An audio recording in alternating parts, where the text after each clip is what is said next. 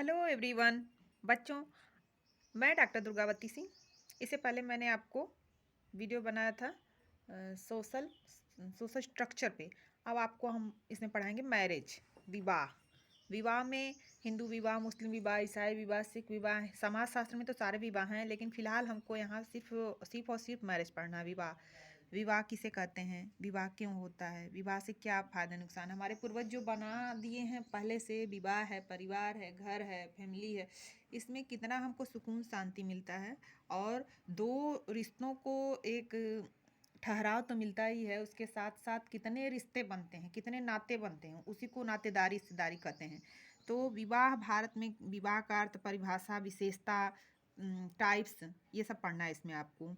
आइए स्टार्ट करते हैं। मानव की विभिन्न प्राणिशास्त्रीय आवश्यकताओं में यौन संतुष्टि एक आधार होता आवश्यकता है। मानव के अतिरिक्त अन्य प्राणी भी इस इच्छा की पूर्ति करते हैं, लेकिन उनमें इनका केवल दैहिक आधार है। लेकिन मानव में यौन इच्छाओं की पूर्ति का आधार अंशतः दैहिक और अंशतः सामाजिक सांस्कृतिक है। देखिए, हिंदू धर्म में, अब विवाह की ही बात हो रही है तो हिंदू धर्म में विवाह के उद्देश्य की बात की जाएगी तो 3 उद्देश्य मेन बताया है। कपाडिया और प्रभु पे इसी पे बवाल हो गया था। पीजीटी एग्जाम में कितने सारे बच्चे गए थे आपत्ति लेकर के आयोग में, लेकिन उस पर सुनवाई नहीं हुई। लास्ट में कपाडिया को लोगों ने माना। हिंदू धर्म के उद्देश्य में 3 माना गया है: धर्म, प्रजा और रति। उसमें धर्म पहले नंबर पे स्थान पे रखा गया है। धर्म का पालन, धर्म माने आध्यात्मिक शक्ति पे विश्वास, ईश्वर की अलौकिक शक्ति में विश्वास। उसके बाद दूसरे नंबर पे प्रजा है, तब रति या काम सुख को रखा गया है। तो देखिए, यही दिया है कि इसमें अंशतः सामाजिक सांस्कृतिक और अंशतः दैहिक दोनों की जरूरत पूरी होती है। यौन इच्छाओं की संतुष्टि ने ही परिवार, विवाह, नातेदारी को जन्म दिया है। परिवार के बाहर भी यौन संतुष्टि संभव है, किंतु समाज ऐसे संबंधों को अनुचित मानता है, उन्हें नाजायज बोलते हैं। कभी कभी कुछ समाजों में परिवार के बाहर यौन संबंधों को संस्थात्मक रूप में स्वीकार किया जाता है, किंतु यह भी एक निश्चित सीमा तक है। जैसे कुछ जनजाति वगैरह में है ऐसा, ग्रुप मैरिज वगैरह। यौन इच्छाओं की पूर्ति स्वस्थ जीवन और सामान्य जीवन जीने के लिए आवश्यक मानी गई है। इसके अभाव में मनोवृत्तियां, अनेक विकृतियां पैदा होती हैं। यौन इच्छाओं की पूर्ति के लिए तमाम साधन है, लेकिन जो ये हमारे पूर्वज बना दिए हैं विवाह वाला, परिवार वाला, ये इतना अस्थायी और अच्छा साधन है कि इसके द्वारा सबकी इसमें कंप्लीट पालन लालन, बच्चे का, माता पिता का, पुरानी पीढ़ी का, नई पीढ़ी का, बीमार का, परित्यक्ता का।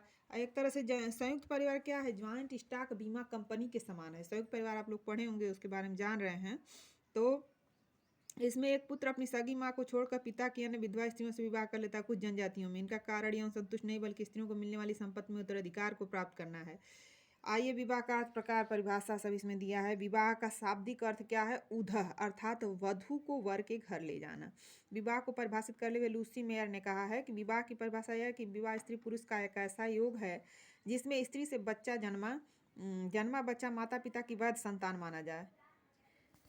देखिए, वैधता देना, वैलिडिटी देना सबसे पहली जरूरत है लूसी मेयर के अनुसार। वैधता की बात जहाँ आएगी, लूसी मेयर को याद कीजिएगा। WHR रिवर्स ने कहा है कि जिन साधनों द्वारा मानव समाज यौन संबंधों का नियमन करता है उसे विवाह की संज्ञा दी जा सकती है। वेस्टर्न मार्क ने कहा है, विवाह एक या अधिक पुरुषों का एक या अधिक स्त्रियों के साथ होने वाला वह संबंध है जिसे प्रथा या कानून स्वीकार करता है, जिसमें इस संगठन में आने वाले दोनों पक्षों और उनसे उत्पन्न बच्चों के अधिकार एवं कर्तव्यों का समावेश होता है। बोगार्ट्स ने लिखा है, विवाह स्त्री और पुरुष के पारिवारिक जीवन में प्रवेश करने की संस्था है। मजुमदार और मदान कहते हैं races and cultures of India book में कि विवाह में कानूनी या धार्मिक आयोजन के रूप में उन धार्मिक स्वीकृतियों का समावेश होता है जो विषम लिंगियों की यौन क्रिया और उससे संबंधित सामाजिक आर्थिक संबंधों में सम्मिलित होने के आधार प्रदान करती हैं। जॉनसन महोदय ने कहा है कि विवाह के संबंध में अनिवार्य बात यह है कि यह एक अस्थायी संबंध है जिसमें एक पुरुष और एक स्त्री समुदाय में अपनी प्रतिष्ठा को खोए बिना संतान उत्पन्न करने की सामाजिक स्वीकृति प्राप्त करते हैं। हाबल महोदय ने man in the primitive world में कहा है, विवाह सामाजिक आदर्श मानदंडों की वह समग्रता है जो विवाहित व्यक्तियों के आपसी संबंधों को उनके रक्त संबंधियों, संतानों तथा समाज के साथ संबंधों को परिभाषित और नियंत्रित करती है। इसके बाद कंक्लूजन के रूप में है कि विवाह क्या है? दो विषम लिंगियों को पारिवारिक जीवन में प्रवेश कराने की सामाजिक, आर्थिक, धार्मिक सारी कानूनी स्वीकृति है जो स्त्री पुरुषों और बच्चों को विभिन्न सामाजिक और आर्थिक क्रियाओं में सहगामी बनाना, संतानोत्पत्ति करना तथा उनका लालन पालन, सामाजिकरण करना विवाह के प्रमुख कार्य हैं। अब देखिए विवाह का उद्देश्य दिया हुआ है। जीपी मर्डॉक ने 250 समाजों का अध्ययन कर सभी समाजों में विवाह के 3 उद्देश्य बताए। कौन कौन से? पहला यौन संतुष्टि, फिर आर्थिक सहयोग और तीसरा संतानों का समाजीकरण एवं पालन पोषण। इसके अलावा विवाह के उद्देश्य को देखने पर दो विषमलिंगियों को यौन संबंध स्थापित करने, सामाजिक और कानूनी मान्यता स्वीकृति प्रदान करना ही विवाह ही परिवार की आधारशिला है। परिवार में ही बच्चों का जन्म पालन, लालन पालन, सामाजिकरण सब होता है। समाज की निरंतरता विवाह और परिवार से ही संभव है। यह नातेदारी का भी आधार है। विवाह के कारण कई नातेदारी संबंध पनपते हैं। विवाह आर्थिक हितों की रक्षा और भरण पोषण के लिए आवश्यक विवाह संस्था व्यक्ति को शारीरिक, सामाजिक और मानसिक सुरक्षा प्रदान करती है। कुल मिला के अब आगे देखिए कि विवाह के और भी नॉर्मल रूप में बहुत सारे उद्देश्य हैं। ये तो मर्डॉक का 3 उद्देश्य आपको पता, मैंने बताया कि कौन कौन सा। 250 समाज का अध्ययन मर्डॉक ने किया और 3 उद्देश्य बताया विवाह के: यौन संतुष्टि, आर्थिक सहयोग, संतानों का समाजीकरण और लालन पालन। इसके अलावा नॉर्मल उद्देश्य में देखिए कि यौन इच्छाओं की पूर्ति, समाज में दिन यौन क्रियाओं का नियमन, परिवार का निर्माण करना और नातेदारी का विस्तार करना, वैध संतानोत्पत्ति करना, समाज की निरंतरता को बनाए रखना, संतानों का लालन पालन एवं समाजीकरण करना, स्त्री पुरुषों में आर्थिक सहयोग उत्पन्न करना, मानसिक संतोष प्रदान करना, माता पिता एवं बच्चों में नवीन अधिकारों और दायित्वों को जन्म देना, संस्कृति का एक पीढ़ी से दूसरी पीढ़ी को हस्तांतरण करना, धार्मिक, सामाजिक और सांस्कृतिक उद्देश्य की पूर्ति करना, सामाजिक सुरक्षा प्रदान करना। स्पष्ट है कि विवाह केवल वैयक्तिक संतुष्टि का साधन मात्र नहीं है, यह एक सामाजिक क्रियाविधि भी है जिसमें समाज की संरचना को सुदृढ़ता प्राप्त होती है। मजुमदार और मदान ने विवाह में वैयक्तिक स्तर पर शारीरिक, यौन और मनोवैज्ञानिक संतोष प्रदान होता है, जो व्यापक सामूहिक स्तर पर इसे समूह और संस्कृति के अस्तित्व को बनाए रखने में सहायता मिलती है। ये तो हो गया विवाह का अर्थ परिभाषा। विवाह के महत्व भी दिया है। इससे क्या होता है? वैध तरीके से यौन इच्छाओं की पूर्ति में सहयोग देता है, संतानोत्पत्ति द्वारा समाज की निरंतरता को बनाए रखता है, कंटिन्यूटी, समाज को वैधता प्राप्त करने उसकी स्थिति निर्धारण में योग देता है, बालकों के समाजीकरण, व्यक्तित्व के विकास की दृष्टि से भी विवाह का विशेष उद्देश्य है, पारिवारिक जीवन की सुदृढ़ता को बनाए रखने में विशेष महत्व देता है। इसके अलावा सामाजिक संबंधों की सुदृढ़ता प्रदान करने में विशेष महत्व देता है, संस्कृति के हस्तांतरण में काफ़ी योग देता है। एक पीढ़ी से दूसरी पीढ़ी को विवाह संस्था द्वारा चीज़ें चलती रहती हैं और लोग अरेंज मैरिज के द्वारा समाज में व्यवस्था को बनाए रखते हैं और कई पीढ़ियों का उद्धार उसमें होता है। पुरानी पीढ़ी को भी लोग लेके चलते हैं, उनका भरण पोषण, पालन, उनकी देख रेख, सेवा, सब ज्वाइंट स्टॉक कंपनी कहा गया है। संयुक्त परिवार को ज्वाइंट फैमिली भारतीय संस्कृति की क्लासिफिकेशन और कैरेक्टरिस्टिक्स की एक रीढ़ की हड्डी मानी जाती है। संयुक्त परिवार को भारतीय संस्कृति की रीढ़ की हड्डी माना जाता है। संयुक्त परिवार अगर रहता है तो उसमें सबका गुजारा होता है। कोई दुखी है, परित्यक्ता है, कोई तलाकशुदा है, कोई विधवा महिला है, कोई रोगी है, कोई वृद्ध है, कोई असहाय है, सबका काम उसमें चलता है। और कोई कहीं ससुराल मायके चला गया तो उसका भी काम चलता है, उसके पति बच्चे हैं, उनका लालन पालन उसी में हो जाता है। और कोई दुखी है, रोगी है। तो विवाह की उत्पत्ति कैसे हुई, विवाह के प्रकार क्या हैं, उत्पत्ति के बारे में बहुत सारे उसके सिद्धांत हैं, लेकिन विवाह के प्रकार की बात है तो मार्गन ने क्या किया है, मार्गन ने विवाह के प्रकार बताया है। मार्गन ने अति प्राचीन काल से ही ऐसी संस्था नहीं थी। उन्होंने कहा है कि कामाचार का पहले प्रचलन था। लोग एक जगह ग्रुप में रहते थे, कोई किसी से भी कोई संबंध स्थापित कर लेता था, सेक्स प्रेसियोरिटी चलती थी। धीरे धीरे समूह विवाह प्रारंभ हुए और विभिन्न स्तरों से गुजरने के बाद एक विवाह प्रथा अस्तित्व में आई। पति पत्नी की संख्या के आधार पर भारत में पाए जाने विवाह के प्रमुख प्रकार इस प्रकार हैं। विवाह के प्रकार में जैसे एक विवाह तो सबको पता है, एक विवाह सच्चा स्वरूप था और रहेगा, एक परिभाषा भी है मालिनोव्स्की की। बहुविवाह पे में कई प्रकार का विवाह होता है, एक बहुपद विवाह, एक बहुपत्नी विवाह, एक द्विपत्नी विवाह। द्विपत्नी में भी एक समूह विवाह होता है। एक विवाह का देखिए, एक विवाह को बुकेनोविक के अनुसार उस विवाह को एक विवाह कहना चाहिए जिसमें न केवल एक पुरुष की एक पत्नी या एक या अधिक एक दो पति हो, बल्कि दोनों में से किसी एक की मृत्यु हो जाने पर भी दूसरा पक्ष विवाह न करे, उसको एक विवाह कहते हैं इनकी नज़र में। लेकिन हिंदू समाज में ऐसा होता था, अभी भी होता है, 80% लोग ऐसा करते हैं। वर्तमान में एक विवाह को विवाह का सर्वश्रेष्ठ रूप समझा जाता है। वेस्टरमार्क ने एक विवाह को विवाह का आदि स्वरूप माना है। मालिनोव्स्की ने कहा है कि एक विवाह ही विवाह का सच्चा स्वरूप था, है और रहेगा। वर्तमान में हिंदू विवाह अधिनियम 1955 के द्वारा एक विवाह को आवश्यक कर दिया गया है। शिक्षा और सभ्यता के विकास के साथ साथ एक विवाह का प्रचलन बढ़ता जा रहा है। इसका कारण क्या है? एक विवाह के कई कारण दिए हैं। विवाह विश्व में स्त्रियों पुरुषों का अनुपात लगभग बराबर है। यदि एक विवाह के स्थान पर बहुपति विवाह किया जाए तो इसका अर्थ होगा कुछ लोगों को विवाह से वंचित करना। दूसरा है एकाधिक पति और पत्नी के होने पर परिवार में अनुकूलन की समस्या पैदा होती है, मानसिक तनाव में वृद्धि होती है, सामाजिक संगठन की स्थिरता के लिए पारिवारिक स्वार्थों और तनावों से बचना आवश्यक है। मतलब एक विवाह तो करके आदमी निपटारा कर ही नहीं पा रहा है। पॉपुलेशन और पावर्टी अपने इंडिया में इतनी ज़्यादा है, निर्धनता, अनएम्प्लॉयमेंट, कि उसको लेके लोग परेशान हैं। पत्नी बच्चे बच्चों का फीस है, इतना कास्टली शिक्षा दीक्षा है, उसको नहीं कंप्लीट कर पा रहा है। कई विवाह करने के बाद क्या होगा, घर में सुख शांति चैन सब सुकून उड़ जाएगा। इसलिए एक विवाह ही सच्चा विवाह सर्वोत्तम अच्छा स्वरूप है। उन समाजों में जहाँ बहुपति और बहुपत्नी विवाह पाया जाता है वहाँ ज़्यादातर लड़ाई झगड़ा होता है, जीवन साथी को इतने सारे बड़े परिवार का खर्चा उठाना पड़ता है। एक पत्नी और बच्चे को लेकर चलने में तो लोगों की नाक में दम हो जा रहा है। इस महंगाई में कई शादियाँ करके लोगों की क्या दुर्गति होगी। इसके क्या लाभ हैं एक विवाह के, तो देखिए, एक विवाह से निर्मित परिवार अपेक्षाकृत अधिक स्थायी होते हैं। ऐसे विवाहों से निर्मित परिवारों में स्त्री की प्रतिष्ठा ऊंची होती है।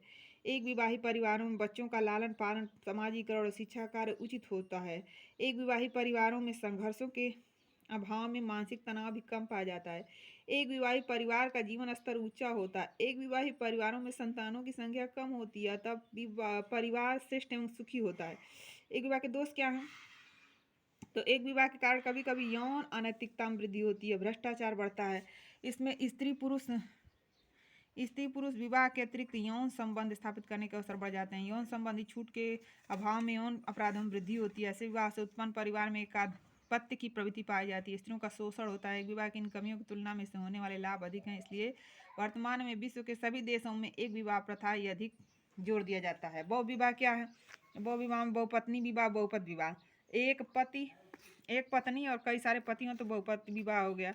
ये किसमें पाया जाता है, मिचेल राइटर है, इन्होंने इसकी डिफिनीशन दी है बहुपत विवाह की। कहा कि एक स्त्री द्वारा एक पति के जीवित रहते हुए भी अन्य पुरुषों से विवाह करना या समय पर दो या दो से अधिक पुरुषों से विवाह करना बहुपत विवाह। कपाडिया कहते हैं कि बहुपत विवाह एक प्रकार का संबंध है जिसमें एक स्त्री के एक समय में एक से अधिक पति होते हैं, जिसमें सब भाई एक पति या पत्नियों के समित रूप से उपयोग करते हैं। ये तो एक बहुपत विवाह की बात हो गई। बहुपत विवाह भी दो तरह का होता है, एक भातृक बहुपत विवाह, एक अभातृक बहुपत विवाह। भातृक बहुपत विवाह में क्या होता है, जब दो या अधिक पति या भाई मिलकर किसी एक ही स्त्री से विवाह करते हैं, अथवा सबसे बड़ा भाई किसी एक स्त्री से विवाह करता है और अन्य भाई स्वतः ही उस स्त्री के पति माने जाते हैं, तो इस प्रकार के विवाह को भातृक बहुपत विवाह कहते हैं। भातृक बहुपत विवाह का प्रचलन खस, टोडा और कोटा लोगों और पंजाब के पहाड़ी भागों, लद्दाख, कांगड़ा जिला में, स्पीति और लाहौल परगनों में पाया जाता है। खस लोगों में सबसे बड़ा भाई ही विवाह करके स्त्री लाता है, शेष भाई स्वतः ही उस स्त्री के पति बन जाते हैं। नीलगिरी पर्वत के टोडा लोगों में भी भातृक बहुपत विवाह का प्रचलन है। डॉक्टर रिवर्स का कहना है कभी कभी सगे भाइयों के स्थान पर सगोत्री भाई मिलकर भी एक किसी से विवाह कर लेते हैं। ये तो भातृक बहुपत विवाह हो गया। अब आइए नॉन फ्रैटेरियल माने अभातृक बहुपत विवाह। इस प्रकार के विवाह में पति और परस्पर भाई नहीं होते, बल्कि स्त्री बारी बारी से समान अवधि के लिए प्रत्येक पति पास जाती है। यह प्रथा खस, टोडा और नायरों में पाई जाती है। बहुपत विवाह को हम मातृपक्ष और पितृपक्ष दोनों से जोड़ सकते हैं। टोडा, खस, कोटा आदि में पितृपक्षीय बहुपति प्रथा का प्रचलन है, जिसमें स्त्री विवाह के बाद दो या दो पतियों के सामूहिक स्थान निवास पर जाकर रहती है, बारी बारी सभी पतियों को समय कुछ देती है और मातृपक्षी में पत्नी जाती है। बहुपत विवाह के कारण क्या है, वेस्टरमार्क का कहना है कि बहुपत विवाह का प्रमुख कारण लिंग अनुपात का असंतुलित होना है।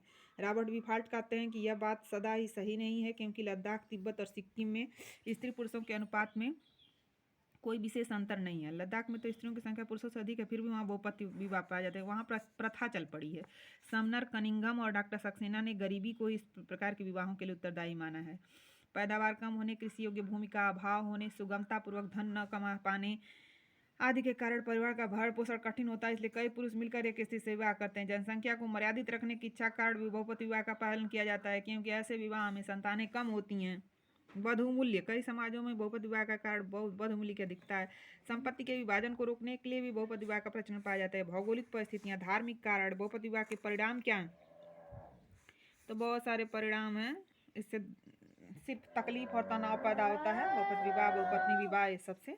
बहुपत्नी विवाह कहाँ कहाँ पाया जाता है, तो अल्टेकर महोदय कहते हैं कि बहुपत्नी प्रथा धनी शासक अभिजात वर्ग के लोगों में ज़्यादा थी। बहुपत्नी विवाह के भी दो रूप पाए जाते हैं, सीमित और असीमित। सीमित बहुपत विवाह एक स्त्री के मरने पर दूसरी स्त्री से विवाह किया जाता है। असीमित में एक स्त्री के बांझ होने की स्थिति में अगर प्रतिष्ठा बढ़ाने के लिए पुरुष एकाधिक स्त्री से विवाह करता है तो उसको असीमित बहुपत विवाह कहते हैं।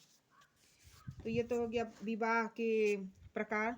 बहुपद विवाह, बहुपत्नी विवाह, एक विवाह, बहु विवाह। वेस्टर्न मार्क ने बहुपत्नी विवाह के परिणाम बताएं, दुष्परिणाम बताएं। विवाह से संबंधित नियम क्या होते हैं? अंतर विवाह, बहु विवाह, अंतर विवाह और बहिर्विवाह। अंतर विवाह में अपनी ही जाति, गोत्र, प्रवर, पिंड देख के लोग विवाह करते हैं। और बहिर्विवाह में अपनी जात से बाहर, जैसे रिवर्स महोदय ने बहिर्विवाह की बात की है। बहिर्विवाह से बोध होता है उस विनिमय का जिसमें एक सामाजिक समूह के सदस्य के लिए अनिवार्य होता है कि वह दूसरे सामाजिक समूह से अपना जीवन साथी उसमें से ढूंढे।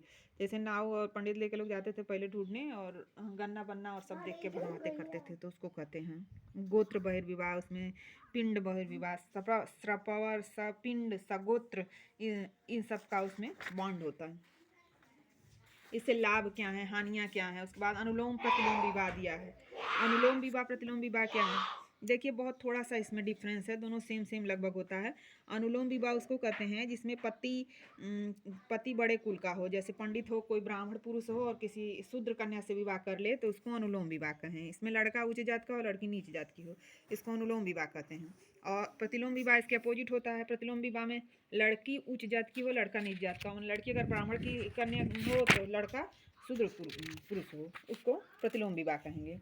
विवाह में आधुनिक परिवर्तन क्या क्या हो रहे हैं? तो देखिए आधुनिक परिवर्तन में क्या हो रहा है। आधुनिक परिवर्तन में हो रहा है कि विवाह में वैयक्तिक पक्ष की प्रधानता का बढ़ना। विवाह की अनिवार्यता नहीं रही।